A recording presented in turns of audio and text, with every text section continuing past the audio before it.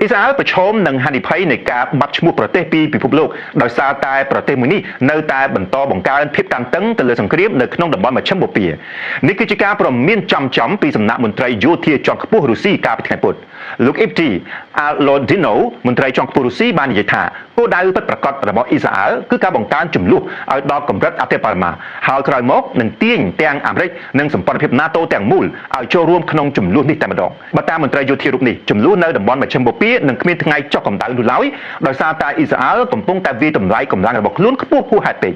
លោកថាការវាយតម្លៃដ៏ខ្ពស់របស់អ៊ីស្រាអែលនេះនឹងធ្វើឲ្យអ៊ីស្រាអែលនៅទីបំផុតរលាយបាត់ប្រទេសរបស់ខ្លួនបើតាមអាណាទូលូភាពតានតឹងនៅតំបន់មជ្ឈិមបូព៌ាបានកើនឡើងខ្ពស់បន្ទាប់ពីអាមេរិកនិងអ៊ីស្រាអែលបានបើកការវាយប្រហាររួមគ្នាទៅលើប្រទេសអ៊ីរ៉ង់កាលពីថ្ងៃទី28ខែកុម្ភៈជាការឆ្លើយតបទីក្រុងតេហេរ៉ង់បានវាយប្រហារតបវិញទៅលើប្រទេសនានាក្នុងតំបន់ដែលមានវត្តមានយោធារបស់អាមេរិកយ៉ាងណាអ៊ីរ៉ង់និងអាមេរិកបានចុះហត្ថលេខាលើអនុសារណៈនៃការយោគយល់គ្នាមួយកាលពីខែមិថុនាដែលមានគោលបំណងបញ្ចប់សង្គ្រាមនិងត្រួសត្រាយផ្លូវសម្រាប់កិច្ចព្រមព្រៀងដ៏ទូលំទូលាយមួយប៉ុន្តែក្រោយមកការរៀបចំនេះបានបរាជ័យបន្ទាប់ពីមានការចាប់ប្រកាន់គ្នាទៅវិញទៅមកអំពីការរំលោភបំពាននិងការផ្ទុះអរិភាពឡើងវិញចាប់តាំងពីពេលនោះមកកិច្ចខិតខំប្រឹងប្រែងផ្នែកកាត់ទូតមិនទទួលបានលទ្ធផលវិជ្ជមានណាមួយនោះឡើយជាពិសេសគឺពាក់ព័ន្ធទៅនឹងបញ្ហានៃការបើកច្រកសមុទ្រហូមុសឡើងវិញតែម្ដង